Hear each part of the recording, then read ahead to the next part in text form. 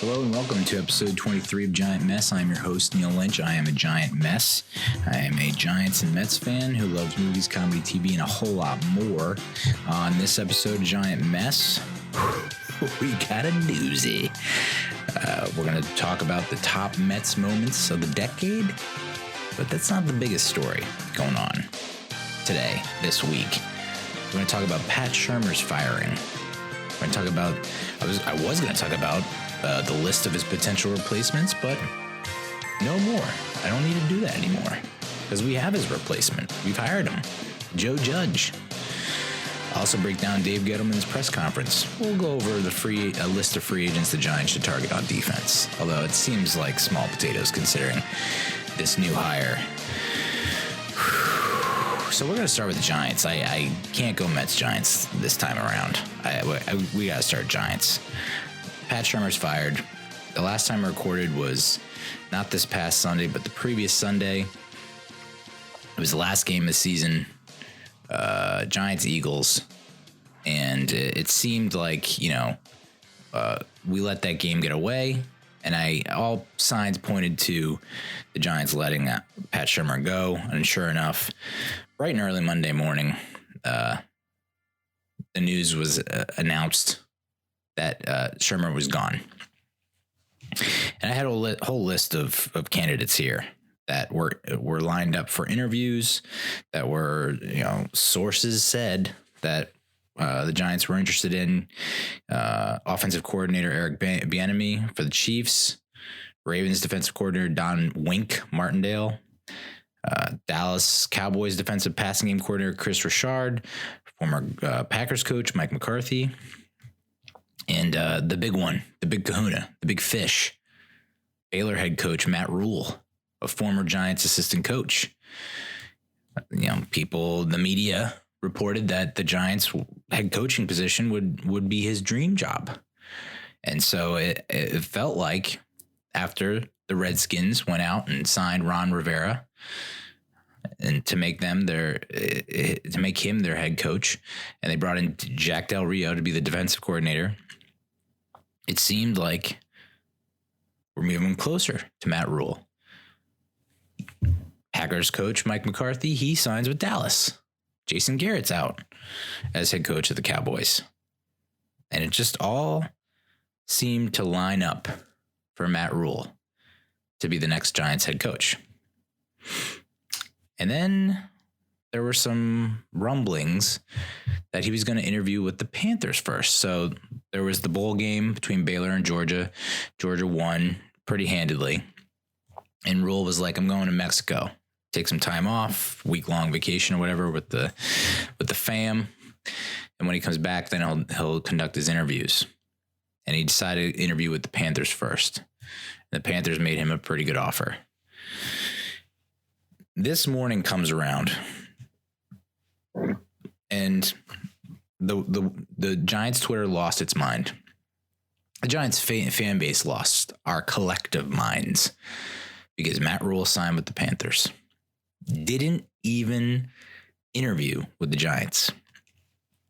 Didn't sit down with them and didn't even entertain the idea. There are some reports saying he didn't entertain the idea, didn't reach out to them, didn't talk to them. And then we have reports come out that, actually he did. And he actually reached out to the Giants and said, hey, here's the offer I got from the Panthers. Can you even match that? If you can, I'll come in. Which, I guess cut to the chase, Matt Rhule. I like that. It's direct. And when I was putting together this list of candidates, of replacements for Pat Shurmur, there was a name that popped up and I didn't pay it any mind. Paid zero attention to it because it just was so far off the beaten path, so off my radar, so off the radar of a lot of people. Josh McDaniels was mentioned. Jason Garrett was mentioned. And I wanted no part of either one of those people as our head coach. Jason Garrett, I said in one episode of this show, we would riot if he was named the Giants head coach. We would riot. And Josh McDaniels, I put out a tweet, I think on Sunday, saying like, I don't want him anywhere near the stadium. I don't want him anywhere near New Jersey because I don't like what he did to the Colts. And even though I did, that's hypocritical because I basically did the same thing with a job recently. Oh boy. But we're human, right? We're all hypocrites in one way or another. But I just didn't want McDaniels. I just thought, he had his time as a head coach with the Broncos, didn't really pan out. And, I think I'm a bit spooked by both his time with the Broncos and then the thing that happened with the Colts. I don't know. I'm just not on board with him. But there was another name that popped up that I was just like, oh, it's just a guy that, I don't know, seems just like a guy. His name is Joe Judge.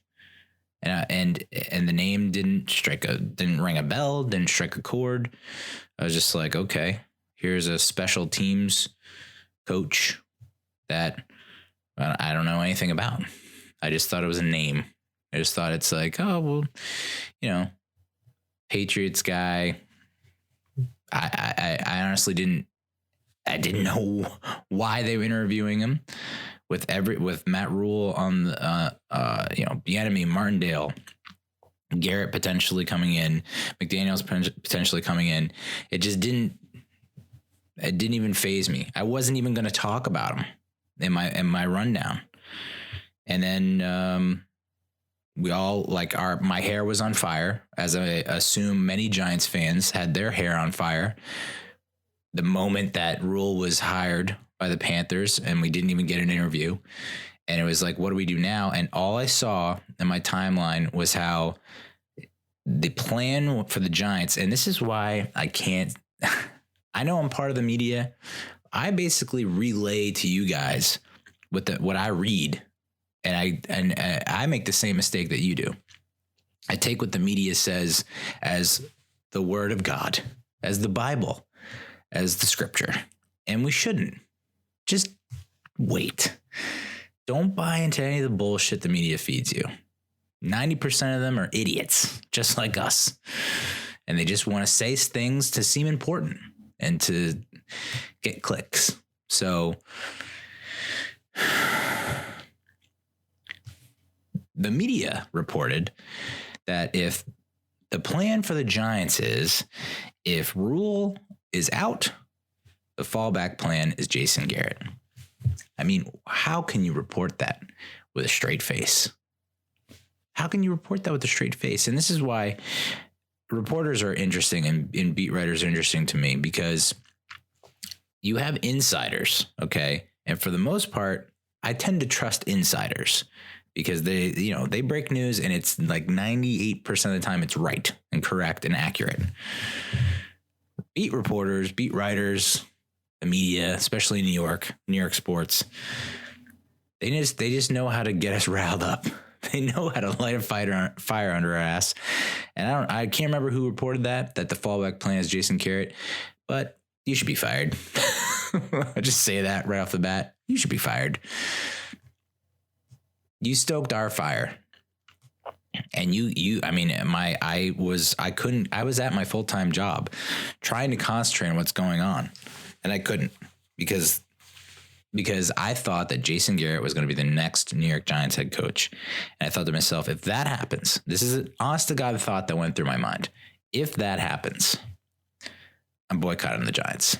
I'm 39 fucking years old. I've been following this team since 1986, 1985-ish. Consciously, I probably came out the womb wearing a Giants jersey. So as long as I remember, I've loved the Giants and I've watched them through thick and thin. This is the worst it's been in my timeline, in my era. Wasn't alive in the 70s. 70s were pretty rough. This is the worst stretch of Giants football that I've ever seen and experienced and gone through. And I thought to myself, man, they went out and hired Jason Garrett. We are now entering the darkest of dark timelines, the darkest timeline. And it would make the 70s look like the goddamn Renaissance. That's how vehemently against, I was Jason Garrett. I was vehemently against Josh McDaniels. And then I see reports that we hired Joe Judge. And I think to myself, wait, the guy that guy? Who is that guy? And I even retweeted someone, I think it was the Twitter account 90s WWE, posted a short video clip of The Rock from the 90s. And he's in the ring with the mic and he's looking out, talking to some jabroni. And he says, "Who in the blue hell are you?" And that was supposed to be Giants fans upon hearing about Joe Judge's hiring. And I didn't know what to think. I was kind of stunned. I think that was a lot of the reaction from a lot of people. Just surprised, stunned, shocked. And the more I dig into it, the more I read about him, the more I see him on camera, see him talking, the more that people chime in that I respect. So not Skip Bayless, not Colin Cowherd, the people who actually are embedded with the Giants and have close relationships with the Giants and have known the Giants inside and out are not trying to cause a stir and a reaction, but see the move for what it is. This seems pretty promising. So I know people were upset that Dave Gettleman stayed. And I watched that Dave Gettleman press conference. And, you know, he seems like a man who's been through the ringer. And I know a lot of people wanted to see him go. And, you know, he got peppered with questions about, you know, well, you took credit for drafting Daniel Jones, but like Pat Shurmur doesn't get any credit for developing Daniel Jones. And it's like, Dave Gettleman never said that. You said that. Other people have said that, you know. So he was attacked by a couple of reporters, things like Pat Leonard, Jordan Raanan. There are certain reporters that have agendas and they want to come at Dave Gettleman and get him to react in a negative way so that they can have a volatile article that'll send everyone in a tizzy. And, you know, he maintained his composure, and I think he made some, you know, valid points. He owned up to his mistakes. He said he's made mistakes, but he, you know, the main takeaway here is a lot of young guys, and if they come along, we're in a good spot. If they don't, well then, you know, that's on me and we're in trouble. So, like I said, I don't know, months ago, maybe last month, I don't even know anymore. Pat Shurmur needs to go. Betcher needs to go. Gettleman's on the hottest of hot seats, and he is. I mean, this is it for him. This is make or break. And a lot of people thought that the move should be for the Giants to go after a veteran head coach who's proven. And I guess Mike McCarthy kind of fit that bill. Jason Garrett, I guess, fits the bill. Ron Rivera definitely fit the bill, and I was hoping that they would make a stronger push for him. And, you know, the Redskins seem to be in a good spot where they could possibly have a really nice turnaround, because the combination of Rivera and Del Rio, and now they're considering Pat Shurmur for offensive coordinator. It's like, it's a pretty stacked coaching staff. And, you know, as critical as I am of Pat Shurmur's play calling as a head coach, his play calling as an offensive coordinator with the Vikings was great. So, and I think that's where the Giants learned their lesson. The past two coaches that they've had were what they call slash coaches. So they were not just the head coach. They were the head coach that was also the offensive coordinator calling plays. That's not it. In my mind, I think that very rarely works out.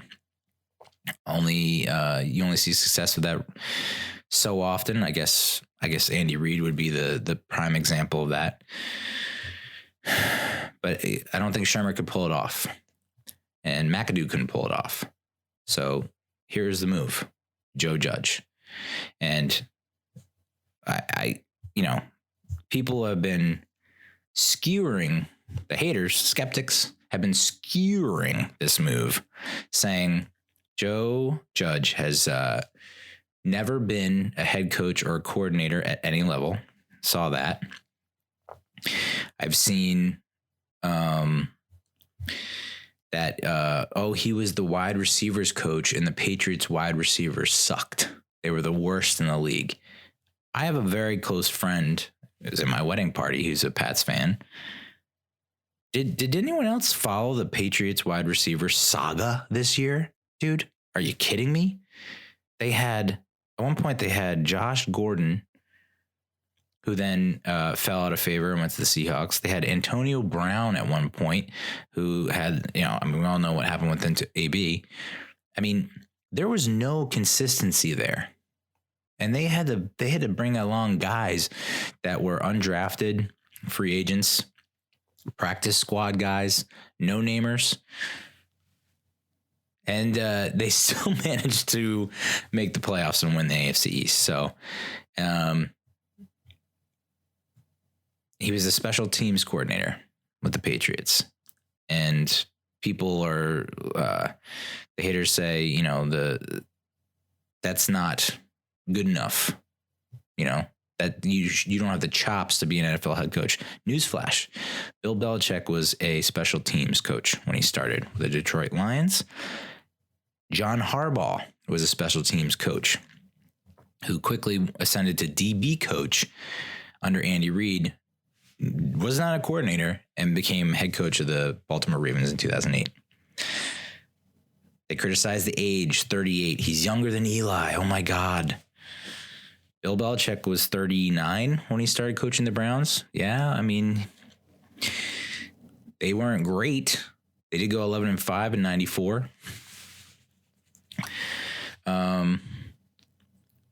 John Harbaugh was 48 when he started coaching the Ravens.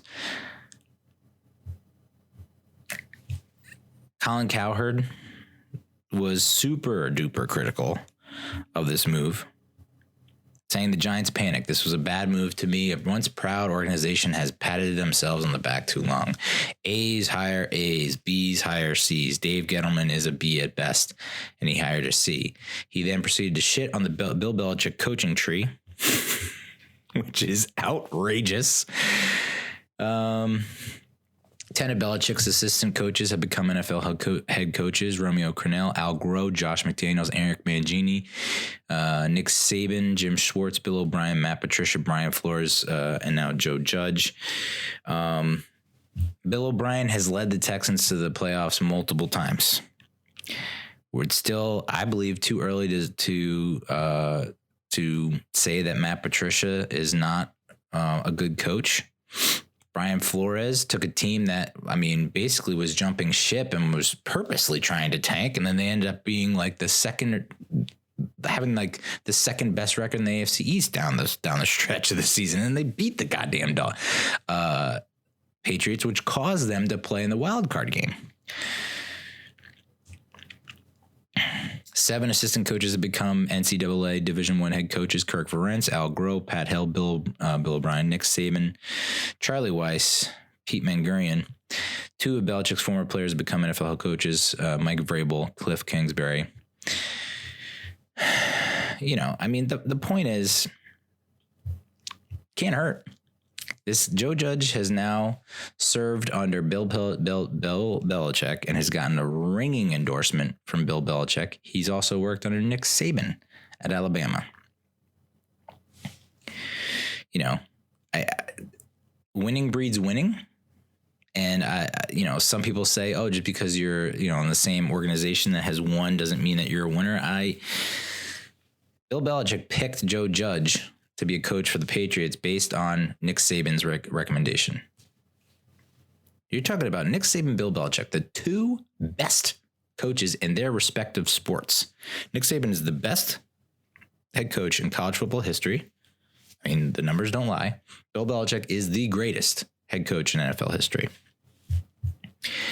And you have 2 of those guys saying that this guy's legit. I don't know how you ignore that. Joe Judge was he had an offer to be the head coach at Mississippi State. So this whole bullshit about how he's never been head coach or a coordinator, there was demand there. There was, interest in him becoming the head guy at an SEC school, his alma mater. Judge was the backup quarterback at Mississippi State. Back in the day, he made the SEC academic honor roll, made the dean's list. So he's a smart guy. Three-time Super Bowl champion, two-time BCS National Champion. Was also a linebackers coach at one time. So the beauty of the special teams coordinator, special teams coach that I've learned, and I've seen and heard, Pat McAfee, former Colts punter, former Barstool Sports host, now on the DAZN with his own show. At a glowing review of Judge as being hired by the Giants as a head coach. He says special team coaches work with all players from both sides of the ball. And so they have a better command, better sense of the team versus an offensive coordinator, defensive coordinator who really just knows one side of the ball. Art Stapleton, Giants beat writer for NorthJersey.com, USA Today Sports, said that one league source told him the Giants got him a year early. Could be a smart move for them. He's a guy on a lot of radars next year. Ian Rappaport said that he covered Joe Judge, the Pats special teams assistant at Mississippi. This is back in 2012. He covered Joe Judge at Mississippi State and won't forget him getting penalized for throwing a guy over the team bench.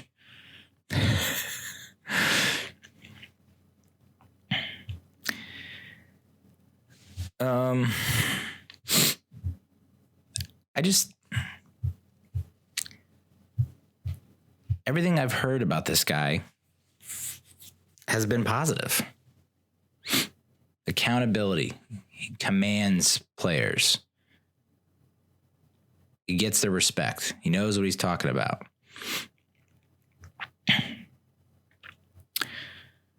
Adam Schefter said that Matt Rhule called the Giants before signing a 6-year deal with the Panthers and gave them the opportunity to match and learn to get on the plane. They declined and hired Joe Judge instead. And apparently, so today's Tuesday, they knew Monday night that they were going to make Joe Judge a deal. He impressed them that much in the interview. That's saying something. I mean, this is Dave Gettleman, who, say what you will about the guy, has been around the league for a long time. John Mara has been around Giants football a very long time. So to have a special teams coach with no head coaching experience, no coordinator experience, come in and impress you and wow you to the point where you are now turning away the top candidate that has been, reported that he's a top candidate for so long. For this guy, got to be special. Has to be. The positives that people are taking away from this, the spin zones, whatever. He's got no apparent ties to the organization. So he'll bring in fresh ideas and a glimpse into what the perception may be from the outside looking in. And then there's this from Zach Cox, Patriots beat writer in Essen.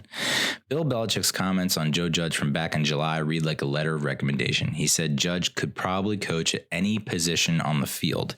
Quote, Joe's a really good coach. Joe does a good job. He's smart. He played quarterback. He played offense, so he has a good offensive background. There are a lot of defensive principles in special teams. He's a good defensive coach, teaching those fundamentals and techniques in the kicking game, but they would carry over to defense. Joe could probably coach any position on the field. He does an excellent job of teaching players. He thinks quickly. The game comes easy to him. He understands concepts and adjustments and fundamental techniques. That's the mark of a good coach. I would definitely put him in that category.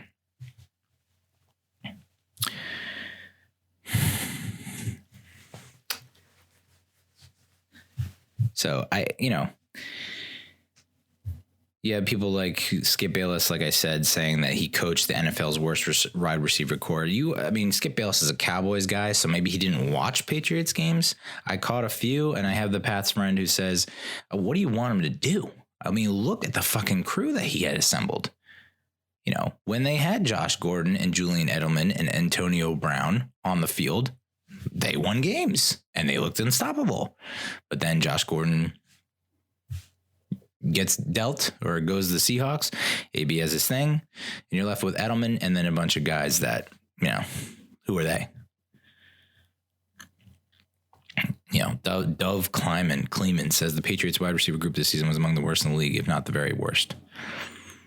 I mean, that's not necessarily on the coach, especially when it's a personnel issue. Vincent Rapisardi, I hope I'm pronouncing that right. I follow him on Twitter. I think he follows me. He's with the Unbiased Sports Network. He said, a big positive when it comes to hiring Joe Judge. It's likely that the best coordinators will be hired based simply on merit and resume, instead of a situation like Matt Rhule or Mike McCarthy, where coordinators will be hired based on relationship and connection to the coach.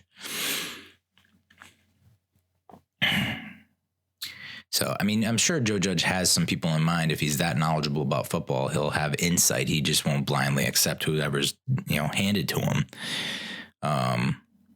He costs less than Rhule for sure. I think that was a major concern for the Giants, is like, do we really want to sink, almost $9 million, $10 million a year into this guy when he has no NFL head coaching experience, when we can get someone like Joe Judge, who has all this experience under Saban and Belichick, gets the glowing recommendation from Belichick, and is probably going to come at a fraction of the cost. And I mean, you have guys like Mike McCarthy who are more established. Ron Rivera is more established, and they want to bring in their own guys who might not be as beneficial for the organization or the team. The more I think about it, the more I like it. I've seen him talk on camera. I watched a couple videos on Twitter before, and he just there's no smugness about him. Like Shurmur, we saw Shurmur talk in press conferences, and it was like, this guy has a fucking attitude.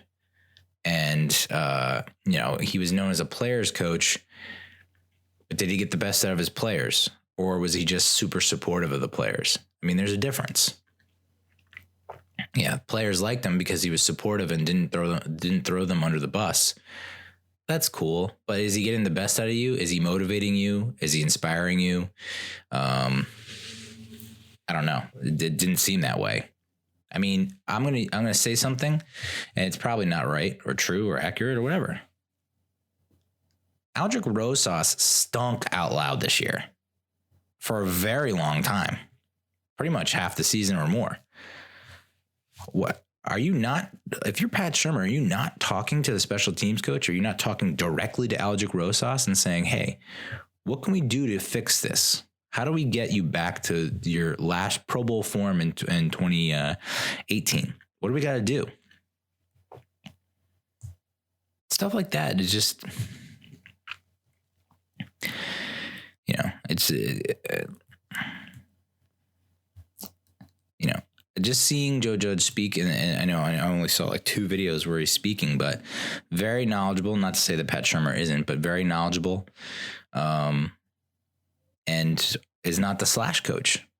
Is not an offensive coordinator or defensive coordinator who's obsessed with one side of the ball and doesn't see the big picture. I've seen him talk with Belichick, and to get Belichick's respect, it's like that means something. I saw,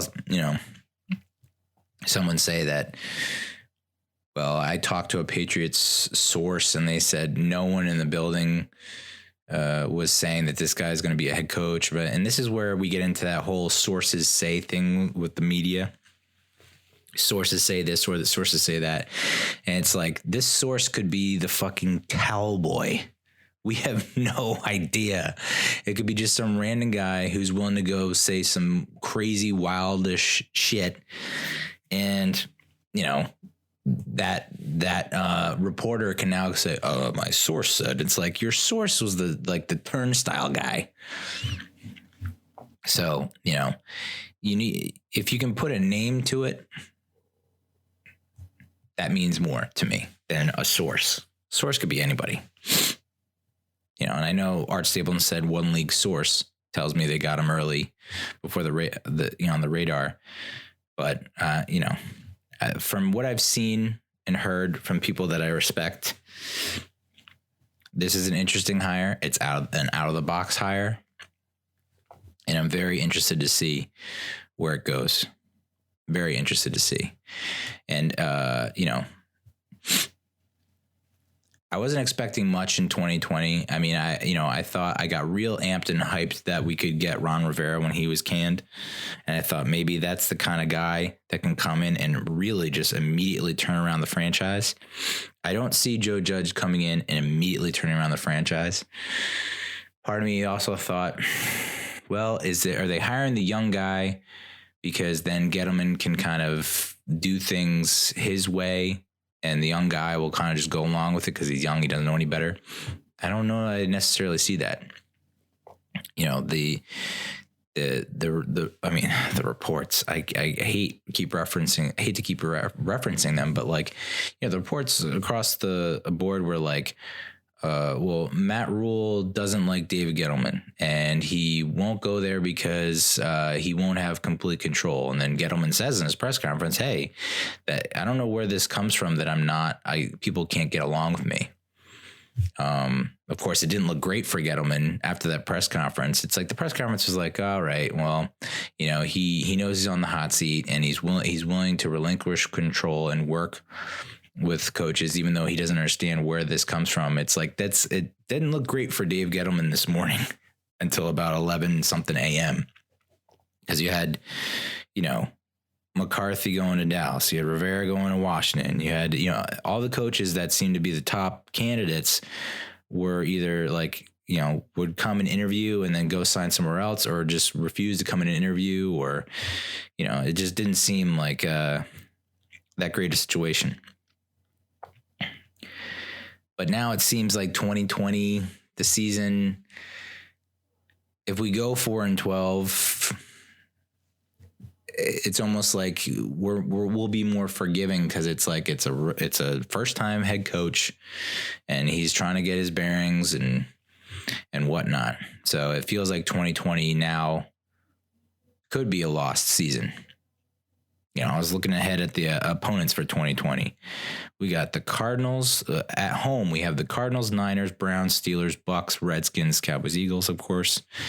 I have them going 5-3. I had them going 5-3 at home with the assumption that we would get a proven NFL head coach who had experience, whether that be McCarthy or someone else who knows the ropes. And then away, we got the Ravens, Bengals, Rams, Seahawks, Bears, Redskins, Cowboys, Eagles.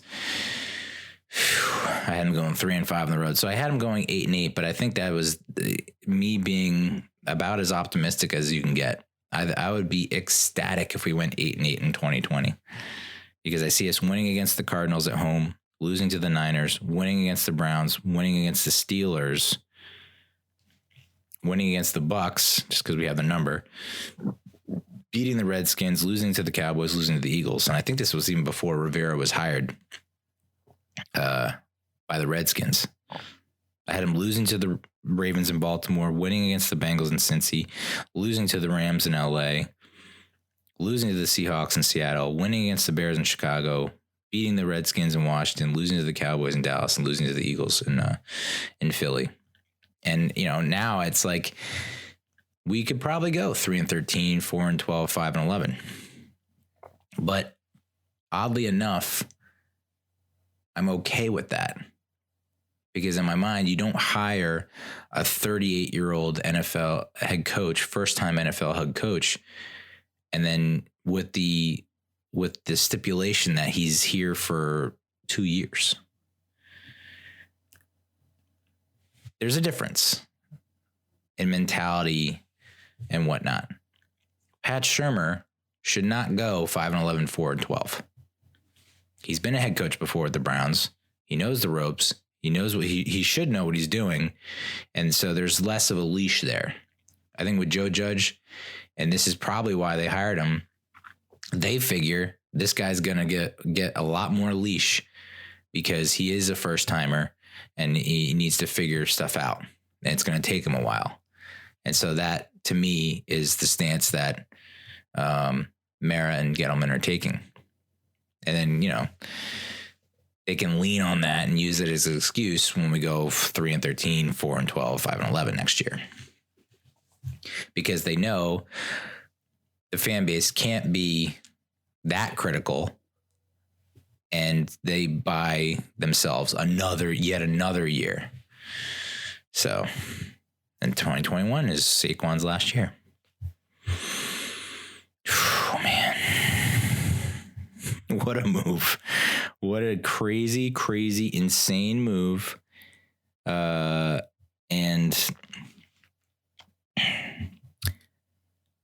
just amazing. Just amazing. But, with all the comparisons that I'm seeing, and there's still the chance that, a lot of people were upset that Bieniemy didn't get more serious consideration. And there's still, a lot of different staffs being thrown around, proposed staffs. One has Jason Garrett as the offensive coordinator. Now, I was very anti Jason Garrett as head coach for whatever reason. And I know Cowboys fans are laughing at me right now, but I wouldn't hate if Garrett was the OC. Former quarterback, he took Tony Romo, undrafted free agent, and Romo, for the most part, excelled. Dak Prescott, 4th round draft pick, did pretty well under Garrett. So I don't hate him as offensive coordinator. Maybe they can steal away Eric Bieniemy as the offensive coordinator. I wouldn't mind having, Ravens defensive coordinator Don Martindale as their defensive coordinator. There's also Chris Richard, defensive passing game coordinator, that they could maybe steal away and work with that young secondary and whip him into shape. So I'm sure Judge has his own guys. I'm sure he has a wish list. I would love to have been a fly on the wall for whatever he said to the Giants. And who knows? It could be the Giants just spinning this. Their PR team, crack PR team, just like blowing a lot of hot smoke up our ass. But, maybe we could get Bill Callahan as either OC or O-line coach. That's going to be huge. O-line coach to bring us back to a place of where we're respectable again in the trenches. But I believe I'm slowly coming around on Joe Judge. I think, the people that are shitting on the move don't fully understand his background, his history. Even Cowherd said, I don't know anything about Joe Judge, but this is a panic move. Well, how can you say this is a panic move when you don't know shit about the guy? And then they keep referencing that he's a wide receiver coach of the Pats, who are one of the worst receiving units in the league. And it's like, are we just ignoring the fact that all this other shit happened? Unreal. So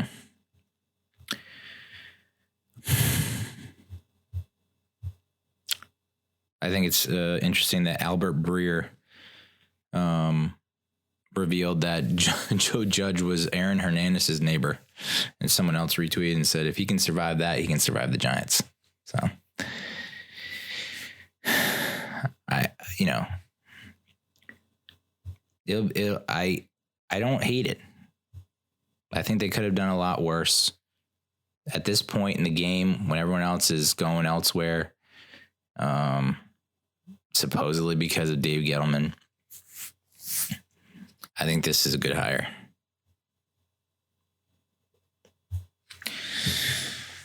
Tell you what, it was tough watching Janoris Jenkins play out of his mind in the wild card game for the Saints against the Vikings. What the hell got into Janoris Jenkins? All of a sudden, he's blanketing Stephon Diggs all over the field. He forces a fumble on Adam Thielen. He's playing out of his goddamn mind. Where was that with the Giants? Now, he was very critical about the pass rush early on in the season.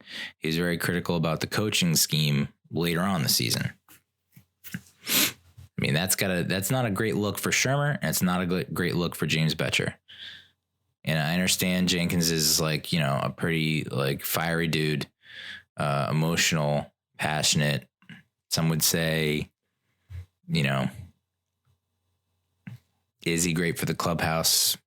Walked out of the Giants facilities during a practice in 2017. But you can see what, if he puts his mind to it and actually cares and wants to play, how good he can be. And the coaching staff wasn't able to do that for him.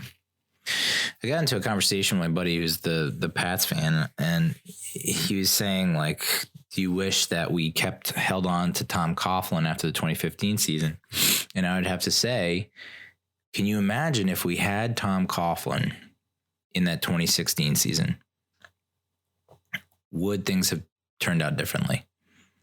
With Reese trying to save his own job, save his own ass, went out and spent a lot on Olivier Vernon, Damon Snacks Harrison, and Jack Rabbit. And we had the second best defense in the league that year. They won us at least 5 games with late game stands when our offense couldn't do anything, couldn't put anything together. And that makes me think that if we had Tom Coughlin and not Ben McAdoo, if Ben McAdoo was still our offensive coordinator and Tom Coughlin was the head coach, would our season have ended differently? Would we have still gotten blown out in Green Bay? Would the banana boat or whatever boat guys, the wide receivers gone on that boat? I don't think they would have. I don't know. I just don't think they would have.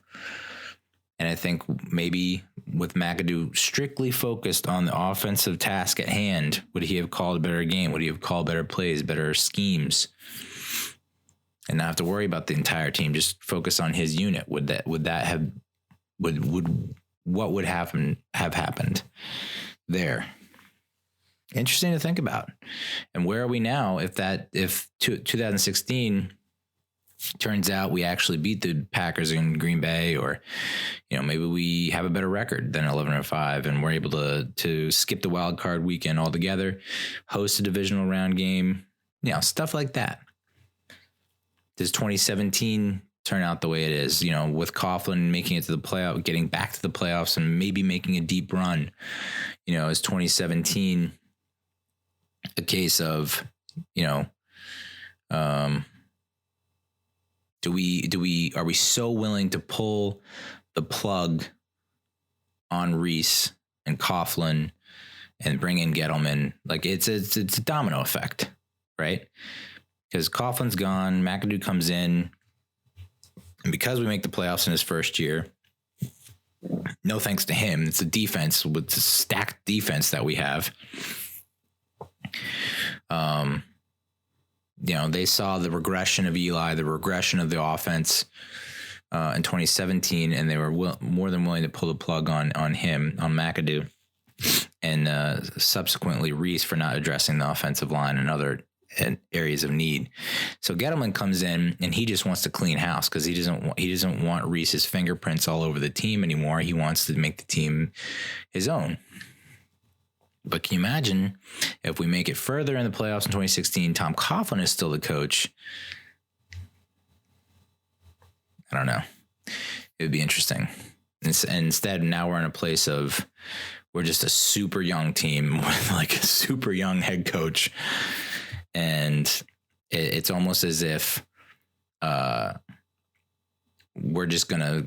front office and management is just going to keep hounding on the fact that we're the youngest team in the NFL. And then we have so much youth, and just think about the potential. And I mean, we all could look like jackasses 3 or 4 years from now.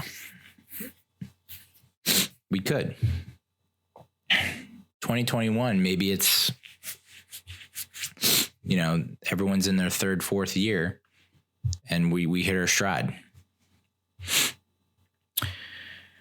But it's looking like we're going to have probably like 30 to 60 million in cap space once we trim the fat and get rid of a lot of the high priced veterans and the people that are sucking up a lot of money for not a whole lot of value. Kareem Martin, Antoine Bethea, Alec Ogletree. I don't see them bailing on Nate Solder just yet. But there was a short list of free agents the Giants should target on defense that I think, given how much cap space they'll have, I don't see them going like hog wild like they did in 2016, but I think they should have two big signings. And I think one should be a linebacker and one should be a pass rusher. But then maybe even think about maybe not a huge splash at cornerback, but they definitely need to bring in some kind of veteran presence at corner, because I don't know what the takeaway is with Janoris Jenkins. Was he really the mentor that they needed him to be? I don't think so. I think maybe he was well liked, but I don't think he was really helping out the youngins back there. So here's the short list. Corey Littleton. This is from Empire Sports Media. Corey Littleton, Rams linebacker, 26-year-old. I guess he was undrafted. He started all 16 games the past 2 years, Pro Bowler in 2018, ranked in the top 10 in almost every category for linebackers, making around $3.1 million last year. So I'd probably want to bump his salary now that he's a free agent. Kyle Van Noy's will be 29 years old, drafted by the Lions, then went to the Pats. Didn't really do a whole lot in his first 3 years, but came on in 18 and then had a banner year last season. 6.5 sacks, 14 QB hits, made around $6.2 million. And then Logan Ryan, cornerback, was with the Patriots, then went to the Titans. This guy, so I'm on the fence about Littleton and Van Noy. I really like Logan Ryan because he's from Berlin, New Jersey. He went to Rutgers. He's a little bit on the older side, about to turn 29. But he started all 16 games last year. He had his best season yet, logged over 100 combined tackles, 18 passes defended, 4 picks, 4 forced fumbles, and 4.5 sacks. He's had 8.5 total sacks over the past 2 years. So, Betcher will probably be gone, but I still like the idea of blitzing non-traditional blitzers like corner, safety, from the secondary. Traditionally, historically, he misses about maybe 1 to 3 games per year. I can live with that. But he will come with a price tag of about $10 million per year. I think Prince Amukamara wanted $10 million a year, and I was like, hey, have fun somewhere else earning that money. And I don't know. I mean, do other teams that sign him, like the Bears and the Jags, do they feel like they got their money's worth? I don't know. Jenkins was making, what was he making? 16 a year? Definitely more than 10 a year. And I don't think we got our money's worth there. We did the first year, but not much after that. And then the last free agent that they should target on defense is this guy, Yannick Ngakoue. I mean, he's definitely got the name to play for the Giants. The Giants are like known for going with like Matthias Kiwanuka and Osi Umenyiora, and so he was a third round draft pick by the Jags, Pro Bowler in 17 when he had 6 forced fumbles and led the league. Missed only 2 starts in 4 seasons, 41 combined tackles, 8 sacks, and 4 forced fumbles. In 2019, almost 40 sacks over 4 seasons, his first 4 seasons, 85 QB hits, and he made around $2.2 million. So SpotTrack.com has a market value for Unique of 5 years, 85 mil or 86 mil, which was around 17 per year. His deal would be on par with contracts signed by like Trey Flowers, D Ford, Zadarius Smith. I believe Olivier Vernon had a similar contract where it was like around 15 per year. And OV did not put up the numbers that Ngakoue did. And then there were 4 Giants rookies who landed in Pro Football Focus's top 50 rookies of 2019. I've had my complaints about Pro Football Focus, but So 4 Giants made the list. Dexter Lawrence tied for 43rd among interior defenders in pass rush win rate, which is, not great. But he graded out pretty high otherwise. So, he's got to work on his pass rush. Versus the run, stout, good. And that's kind of what you want from an interior defender. You want someone who's good against the run. Julian Love was the 9th best Pro Football Focus grade in the box, quote unquote. So it looks like he could stay.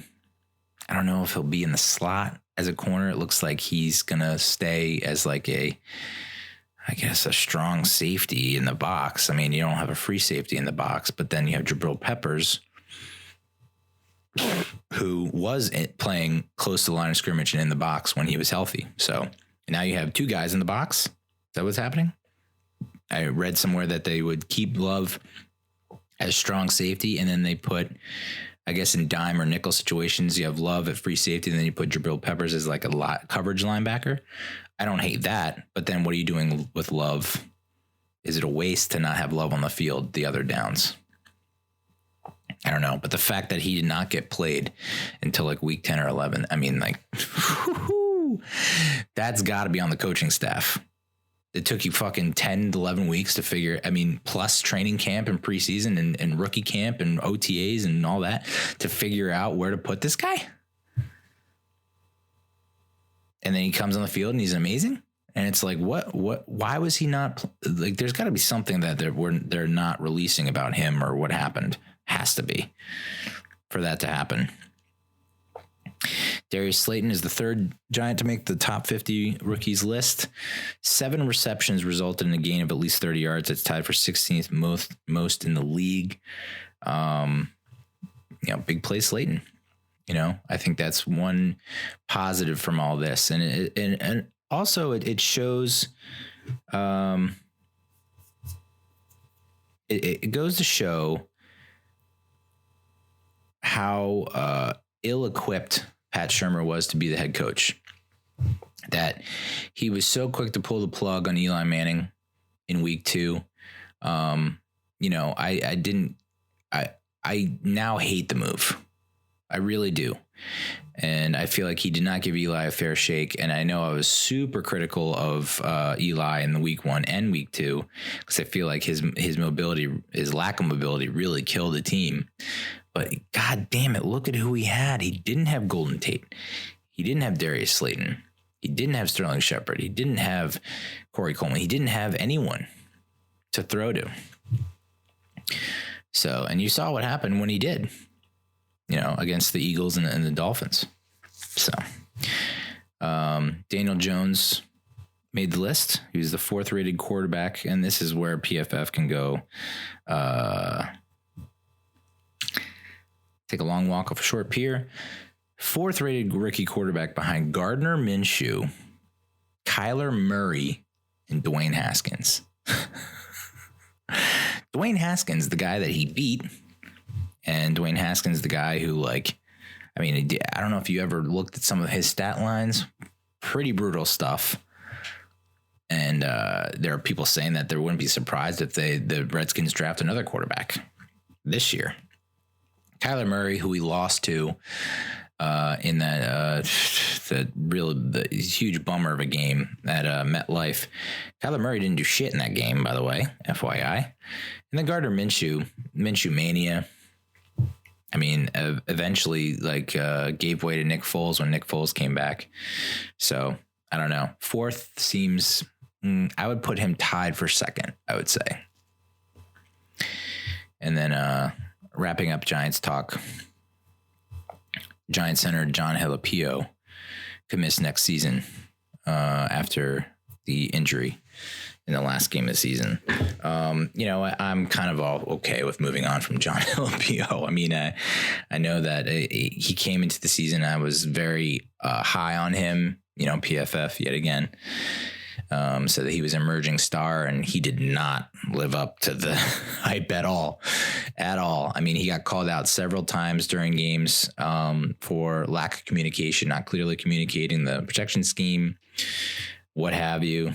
And So I think they need to move on there and bring in an established center to really serve as the anchor for the middle of the line. You know, Will Hernandez took a step back. Kevin Zeitler was probably the highest graded offensive lineman and probably the highest graded offensive player for the Giants. So I think, you know, having Zeitler was great. You know, I'd be happy with 8-8, but man, and if we go 8-8 in 2020 with Joe Judge, look the fuck out, rest of the league. Look out, dude. I mean, I'm fully expecting 3, 4, 5 wins. Because that's a huge leap to take for a guy to go from special teams coach to head coach. But if Belichick and Harbaugh have proved anything, it's can be done. So 8-8 would be huge, and I'd be definitely down for that. So that's Giants. Let's talk Mets. I don't know who tweeted this out because I just forgot to make an attribution, but there were projected NL East standings based on FWAR, which I forget what FWAR means. I know WAR is wins against replacement. I don't know what F means. But based on that metric, they have the Mets winning the East at a 92-70 record. The Nats.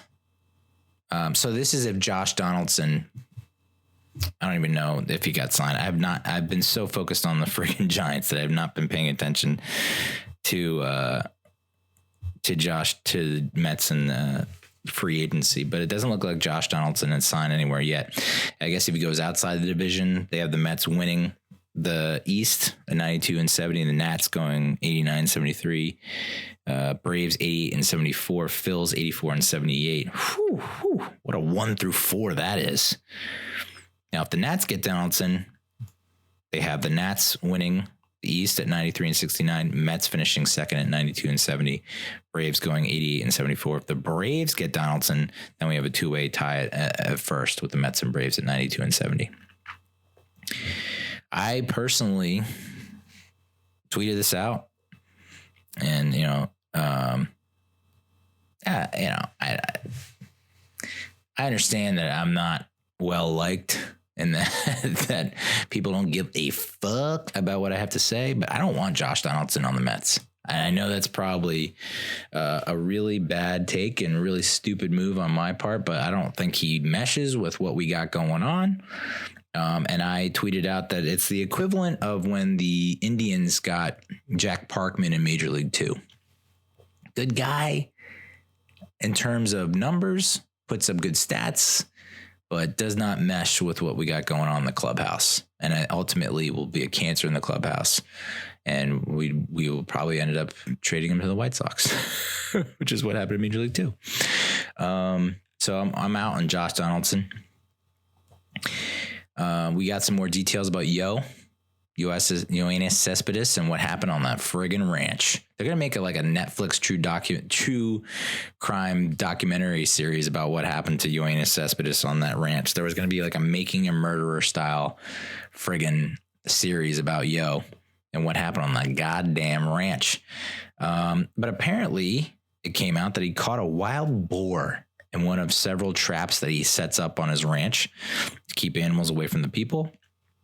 The boar was removed from the trap and either charged toward Cespedes, quote unquote, or startled him, causing him to step into a hole and fracture his ankle. So when they said it was a non-horse injury, they were right. It was a non-horse injury. It was a wild boar injury. And I guess if you put yourself in the shoes of like the PR guy for the Mets, I forget his name. He's actually, I should know his name, but I forget. You can see why he could. There's no way in season you could say, "Oh, it was a wild boar attacked Yoenis Cespedes." But then again, why even say non-horse injury? Just throw out non-horse. He stepped in a hole, fractured his ankle. We've all done it, just not with a wild boar charging us. This is from MLB's Anthony DiComo. Kind of defending Brandon Nimmo and saying that the Mets, pretty much explaining why the Mets have held on to Nimmo for so long. There's no more an underrated major league hitter than Nimmo. Since the start of the 2017 season, his .391 on-base percentage ranks 9th among players with at least 1,000 plate appearances, behind names like Mike Trout, Aaron Judge, and Christian Yelich. So that's some elite company. And his sprint speed is in the 84th percentile in Major League Baseball. I mean, you can see that sprint speed when he draws a walk or hits a home run that's clearly over the fence. That's according to StatCast data. So weird that he's not better defensively in center field with that kind of sprint speed. You'd think he'd be able to cover a lot of ground and there wouldn't be any issues about, trying to pick up a defensive glove like Jacob Merznick, this guy that's apparently going to platoon with him in center as of right now. The biggest concern for me is the bulging disc in the neck. I don't know that goes away, and that seems like it could come back at any time to haunt him. But the fact that he played through it, I think, is huge, and he tried to suck it up and be there and play tough and be tough for the team, which I think is something you want. I think you'd rather have that than a guy that's like, my tooth hurts, and a guy that's like making excuses about injuries and doesn't want to be on the field. Nimmo reached base at a .430 clip in the season's final month, hit 5 of his 8 home runs, and posted a .995 OPS. I mean, that was kind of what the numbers we were seeing in 2018 when I was calling for him to be like the MVP. I was drinking the Kool-Aid. And since the injury, when the injury happened this year, I was kind of hot and cold, and I was like, maybe it's time we finally deal him, because he's always been mentioned as like a chip for us to trade and to get something back of value. And now I'm thinking to myself, I kind of see where the Mets are at and why they've held on to him so long, because it seems like my weird optimism is kicking in again, and I foresee, if I put on my Schwami, look at the magic ball, crystal ball, him having a breakout year in 2020. DiComo also provided his list of the top 10 Mets games of the decade, and SNY gave their list of the top 10 most memorable moments of the decade. So I thought I would kind of pick and choose and just, give my thoughts, my memories about it. Yoenis Santana's no-hitter on June 1st, 2012. Would you believe me if I said I missed this? Been a Mets fan since, I guess, same amount of time as the Giants. Like 86 is when I first remember. But, I was born with Mets gear on. So we've never had a no-hitter. And, I mean, technically, I get it. Technically, we have the first no-hitter thrown by Yoenis Santana, but it wasn't a no-hitter. I mean, we all saw the replay with Carlos Beltran. The chalk kicked up. It was a fair ball. But in the books, I guess, it's our one and only no-hitter with a little asterisk next to it. So I was unemployed. I was out of a full-time salary job at that time. I was writing for a website called guyspeed.com, and I was supposed to meet some college buddies in the city. And you want to talk about something that got out of control, out of hand. That day before the game, I was single at the time. Hadn't met my wife yet. And I was out of the blue, my former coworker, who I had kind of flirted with at work for a long time at a previous job, like randomly reached out to me and was like, out of the blue, hadn't talked to this woman in 4 years, and is like, you need to come over right now. I want you. You need to come over right now. What?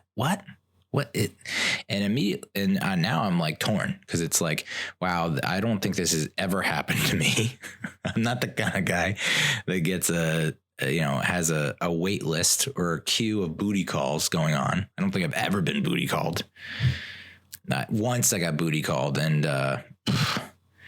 you know what? It tells you a lot about the woman when I was like, no thanks.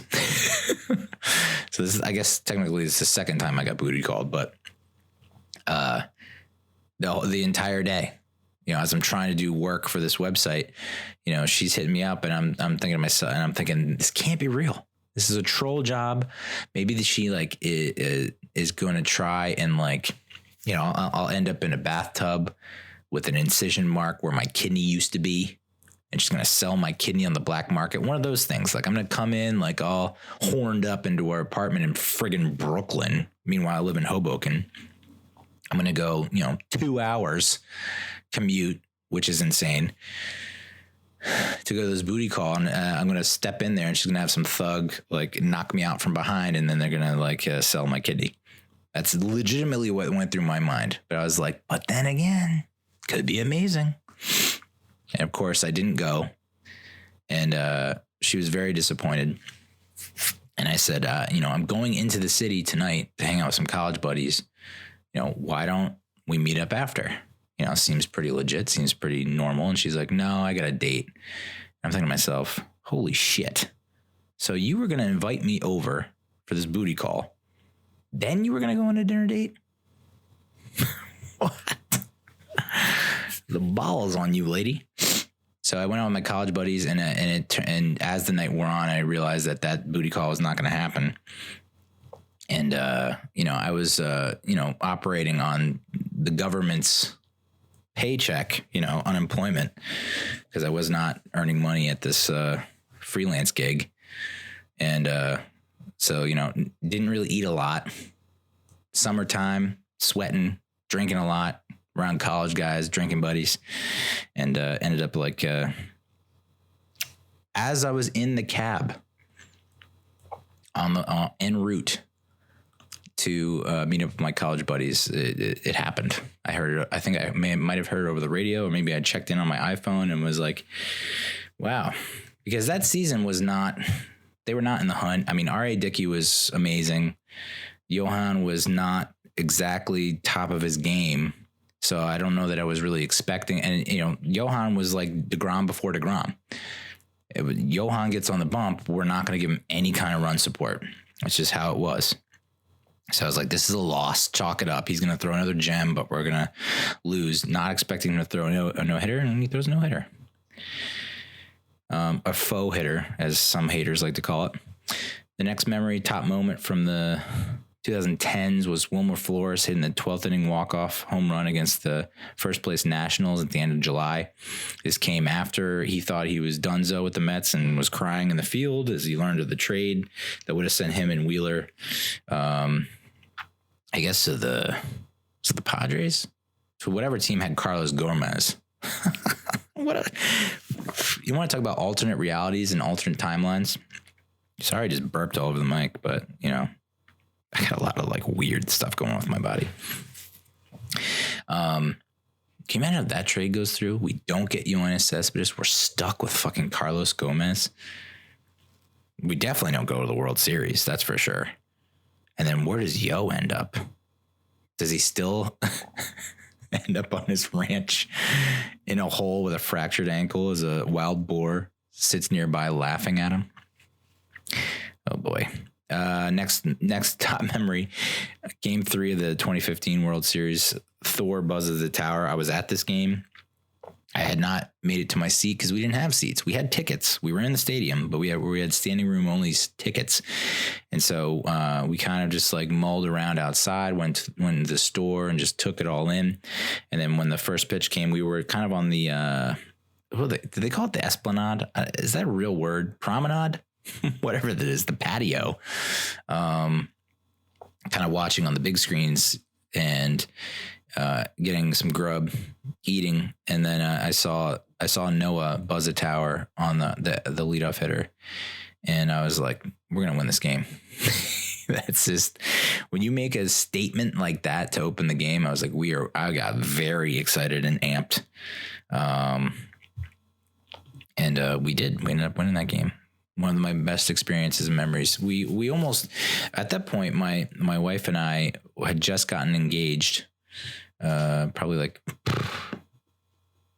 a couple weeks earlier, maybe that week. And we were like, we're going to name our kid Shay. And we didn't, spoiler, but it was a very magical night. I think what David Wright went yard in that game. I think Duda went yard. Next top moment, September 22nd, 2016, Asdrubal Cabrera, Assman, as the Clem report, Justin Clemenza from Barstool calls him. He puts the Mets on another playoff course, gets us in the wild card. Well, that didn't officially get us in the wild card, but it gave us a nice little push towards the end of the season. Hit the 11th inning walk-off home run against the Phillies and did the bat toss, one of the most iconic bat tosses in Mets history, right up there with, Pete Alonso's bat toss. Like his unintentional like flinging of the bat, but which is so Pete Alonso that he didn't like mean to fling it that hard, but he's just such a monster that he did. I definitely lost my shit when I saw Cabrera go yard, and I really thought at that point I was like, we just caught lightning in a bottle. We are now going to repeat and go back to the World Series. It just felt, even though we were so plagued by injuries that year. I mean, I think we had like, what's his name? James Loney at first. Like it was just, we were such a triage, a MASH unit that year. But I was like, it does not matter because we have stuff like that going on. Cabrera hitting game-winning home runs, and nope, lost to the Giants in the wild card. This one I was hesitant to put on my list. It is on everyone else's list, but it just feels, I don't know. Is it really a top moment? If things had turned out differently, maybe it would have been top moment. But for me, I don't know. September 29th, 2018, farewell Captain America, David Wright's last game. He comes in, I think he fouls out, maybe even struck out or something like that. I think he fouled out. And it's like, okay, well, goodbye, Dave. Thanks for playing for us and being such a soldier. It just would have been so much sweeter if he got the base knock or the home run or something like that. Even a walk I would take, but fouling out, even like a hard hit ball to the fence or like a line drive that gets robbed. You're like, oh man, but thanks, David. And it's like, nope, we fouled out. That's why it's like not that memorable for me. Also, it just stunk. Like, it wasn't like he had been playing, and this really should have been the end of his career. It shouldn't have, in my mind. It was just, the injuries caught up to him. The fact that he missed so much time during this decade really stunk. Career year, and I think 12 or 13, maybe 2013. Him coming back from injury in 2015 and being part of the magical playoff run was awesome. But then it was like, he just wasn't in the lineup a whole lot that decade. October 15th, 2015, winner takes all, NLDS Game 5. DeGrom threw, 6 innings. Didn't really have much that night. I think he had a rough first inning. Daniel Murphy breaks up the tie in the 6th with a home run off Greinke. And then Noah came out of the bullpen to pitch the 7th, which I love when that happens. When a starter, I mean, that's postseason baseball. When a starter's coming in out of the bullpen, you're like, okay, this is legit. This is serious. Stakes are high. And then Jerry Family closed it out with 2 perfect innings. Remember when Jeurys Familia could pitch 2 flawless perfect innings? We have him for like 2 more years or something like that. Ugh. Another top moment, DeGrom wins his 2nd straight Cy Young. So this was this past year. He's the first Met and only the 11th pitcher in history to win back-to-back Cy Youngs. Only the 6th pitcher ever to post consecutive seasons with at least 250 strikeouts and an ERA below 2.5. And he joins Hall of Famers Randy Johnson, Pedro Martinez, Sandy Koufax, Bob Gibson, and Jim Bunning.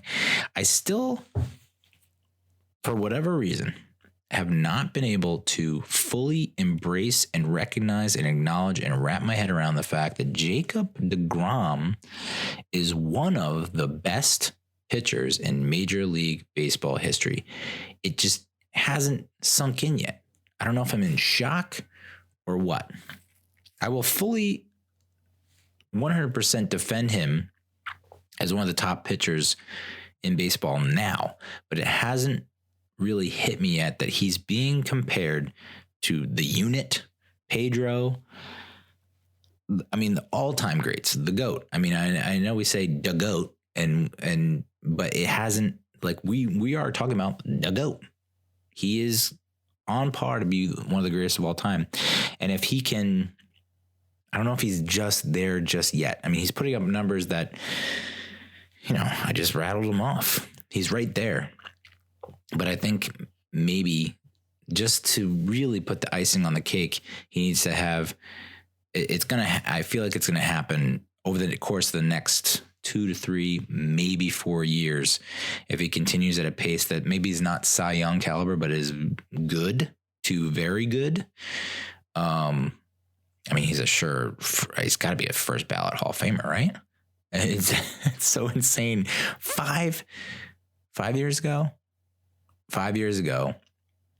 I mean, if I could time travel and go back in time and say, hey, Neal, congratulations on the sex with the new girlfriend.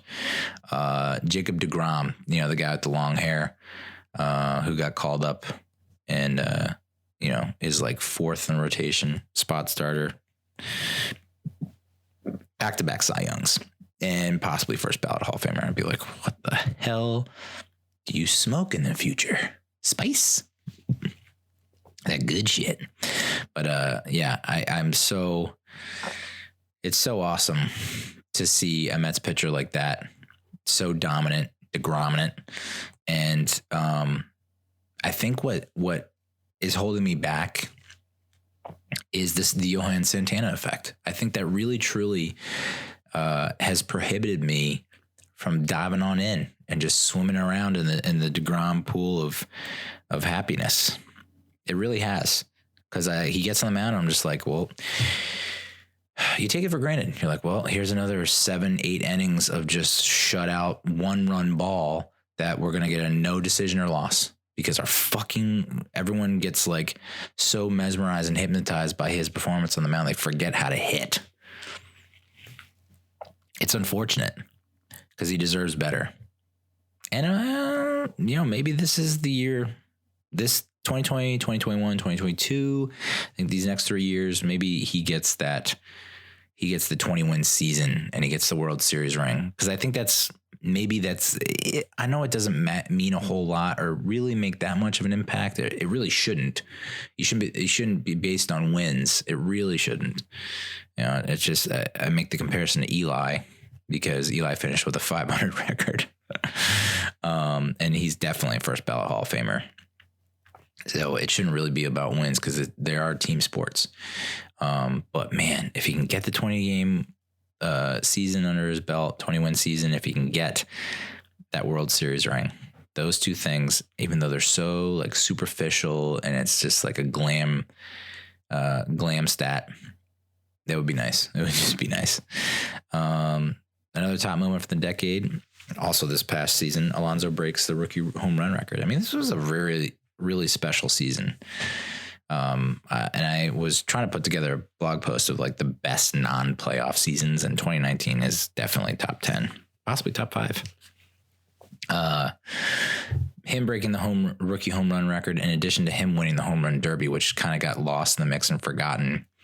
But watching the home run derby was amazing because his pitcher stunk, and yet he still was just muscling balls, like line drive, just squeaking over the wall. And line drives that were going like 450. Ain't no thing.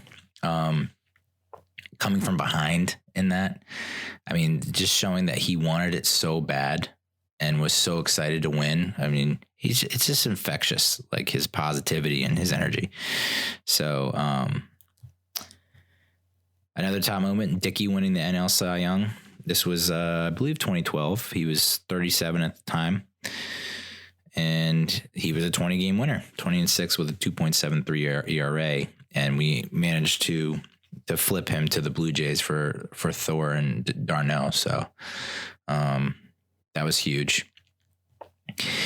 Another top moment, there were two involving Harvey, and I'm hesitant to put it on my list just because knowing what happened to Harvey, it's just so painful. First one is the, I guess, April 2013 when we had the Harvey versus Strasburg, that first meeting of the minds, of the arms race. And it was like, who's better, Harvey or Strasburg? And Harvey got the better of him that day. But I guess in the long run, Strasburg really came out on top. Harvey won the battle. Strasburg won the war. And now we got to continue to face that fucker. Gosh, damn. Couldn't chase money somewhere else, huh? You got your World Series ring. Just move on, dude. Harvey. Ooh, boy. The second one with Harvey was the All-Star start in 2013 at Citi Field. He was 7-2 with a 2.35 ERA at the time, and he finished with 3 Ks and 2 scoreless innings in that game. I mean, 2013 Matt Harvey, I don't know that there was a bigger, better hype train for a Mets pitcher or Mets player than there was that summer, 2013 Matt Harvey. Harvey Day. I mean, Jesus Christ. I mean, you know, I know that the Yankees had Tanaka Tuesday, but Harvey Day, much better. And then it went downhill. Oh boy. I'm tempted to put together like a list of not one-hit wonders, but like Mets players that just gone too soon, or like a candle in the wind type post. Harvey would be on the number one on that list. And then the trade, you know, that I mentioned when related to Wilmer Flores' walk-off against the Nats in 15, when we traded Mike Fulmer to the Tigers for Cespedes. Yo went with the Mets, had 17 dingers and a 942 OPS en route to the NL East title. I mean, oh my God, dude, how that season would have turned out differently. And who knows how it would have turned out after 2015 as well. I mean, we definitely don't go to the World Series without Yo. But think about the alternatives. I already mentioned Flores and Wheeler for Gomez. Like, I don't know what happens there, but they were also trying to deal for Jay Bruce and then Justin Upton. We eventually got Jay Bruce in 2016. He really shit the bed down the stretch. And I mean, honestly, if he played like he had played previous to joining us, that 2016 season turns out a lot differently. And then honestly, I didn't even keep up with Justin Upton, so I don't know what he did. After, I don't think he was that great. I'm quickly referencing Baseball Reference just to make sure.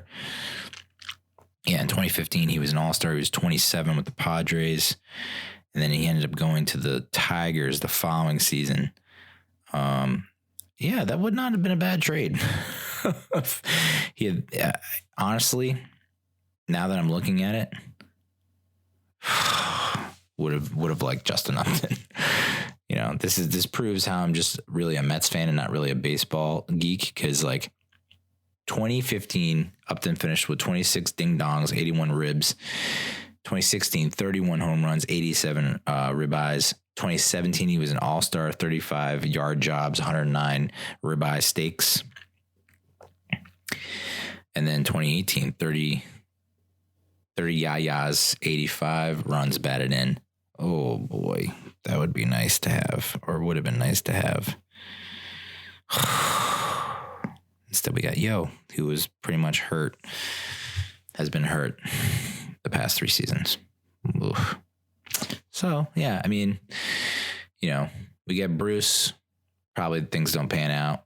We get Gomez, probably doesn't pan out, but Upton would have been nice. Didn't realize that he was that good. Ooh.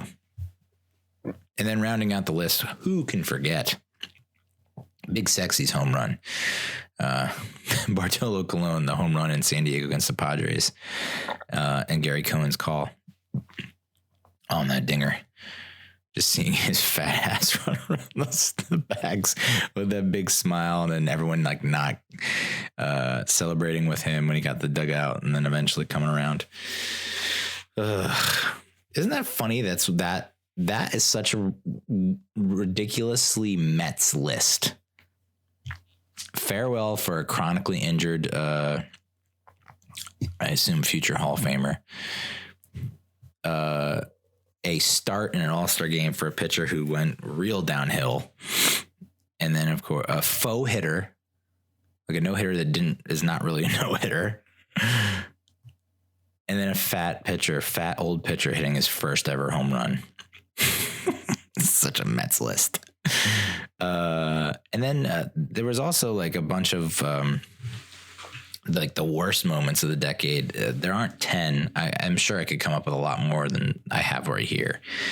But the ones that were listed, I think this was on SNY's list. Familia's quick pitch, which I completely forgot. But in game 1, this was in KC. And he tried to quick pitch Alex Gordon, and Gordon went yard. Game tying home run. People forget we were up. We had the lead bunch of games in that World Series. And if we had a closer who I don't know, didn't crack under the pressure, maybe we would have won the World Series, or at least not gone down 4-1 gentleman's sweep. Murphy signing with the Nationals. You know what? I forget what my official stance was on Murphy at the time. I was like, you know what? I think Daniel, I mean, I guess I had the same mindset as the Mets organization in the front office, saying like, you know, we gave him the qualifying offer, which I think was 15 or 17 mil at the time, which was, you know, a lot for a guy that didn't really do a whole lot. I mean, he had a few good seasons where his batting average was like above 300, and he was always good for, you know, stuff like that. But he was not a power hitter at all. Didn't drive in a ton of runs. Was a liability in the field. And so I think the Mets had the same, you know, stance that I did at the time. Was like, I don't think we should, you know, the qualifying offer is great. I can't believe he turned it down. He thinks he's worth more. So Godspeed. Adios. And of course he signs with the Nationals and burned us for the next 3 years and did put up power numbers. Unbelievable. And then the last two, Lucas Duda's wild throw in game 5 that cost us the game when Eric Hosmer made a break for it for home plate, and he rushed the throw, and that was it was the tying run. And then Harvey's elbow injury, which the elbow injury is really just like a 2-word phrase for everything that happened with Harvey. Ultimately, I mean, I'm sure that's what really caused his severe decline in performance, but you know, he had the pitch count thing that was a major headline in 2015. You know, Harvey refusing to come out of the World Series, partying and missing a start because he overslept and they didn't know where he was. And then, you know, him getting depressed over breaking up with it was just like, take a pick. Matt Harvey could be like 4 through 10 if you want. All right. So that's it. That's Giant Mess. Supposed to be under an hour. I made a promise to my wife and I broke that promise. So now I got to go apologize to her. Yeah, I don't know what we're going to do next. I mean, this show, I was, you know, for a long time, I was struggling with a name for the show and I didn't know. And I was like, well, let's just get back to what I believe in, what I like, what I love, what I'm passionate about. I'm passionate about the Giants and the Mets. And I was like looking up like Latin translations for Giants and Mets, Metropolitan and Giant, and trying to put something together like that. And I was like, man, and then, you know, I was like, well, both of these franchises are a giant mess and I'm a giant mess. And that's how this came to be.